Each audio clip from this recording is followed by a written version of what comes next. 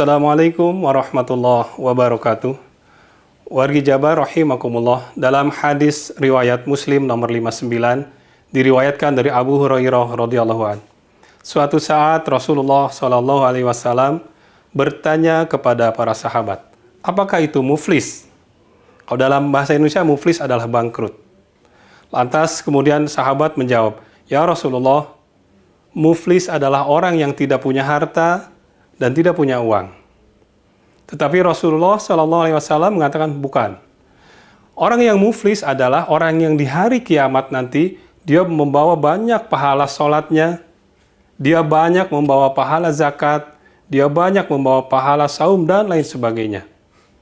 Tetapi selama di dunia dia sering mencaci orang lain, dia sering menuduh orang lain, dia sering membohongi atau memfitnah orang lain. Bahkan dalam hadis disebutkan dia membunuh orang lain dan menyakiti, menzolimi orang lain. Maka pahala yang banyak dari orang tersebut diambil lalu diberikan kepada orang-orang yang ia zolimi. Orang-orang yang ia sakiti. Sampai pahalanya habis, tetapi masih banyak orang yang dizolimi oleh dia, masih banyak orang yang disakiti oleh dia, sehingga dosa-dosa orang yang dizolimi ini diberikan kepada orang itu. Itulah yang disebut dengan muflis. Hadirin, wargi Jabar rahimakumullah, bisa kita lihat di sini.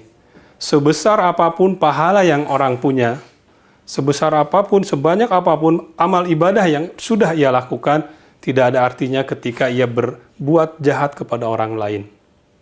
Bayangkan, ketika kita banyak sholat, banyak puasa, banyak sedekah, di akhirat nanti kita sudah percaya diri mau masuk surga. Ternyata ada orang-orang yang kita zolimi dulunya. Ternyata ada orang-orang yang kita sakiti dulunya, menuntut balas di hadapan Allah Subhanahu wa Ta'ala.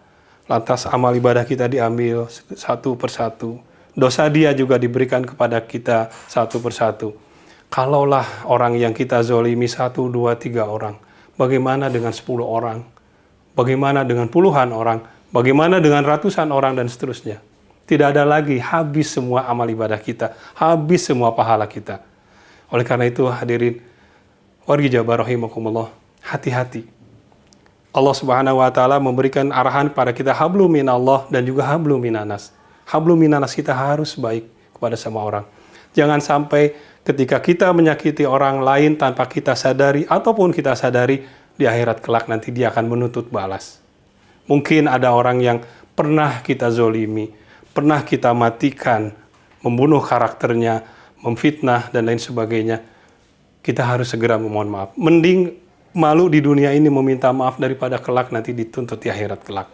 Mudah-mudahan dengan saum yang kita laksanakan ini bisa menggugah diri kita, memperbaiki hablum minanas kita, jangan sampai kita menyakiti orang lain. Dan mudah-mudahan Allah Subhanahu wa Ta'ala senantiasa menuntun langkah kita, perbuatan kita, lisan kita untuk selalu berbuat baik dan tidak menyakiti orang lain. Semoga bermanfaat. Assalamualaikum warahmatullahi wabarakatuh.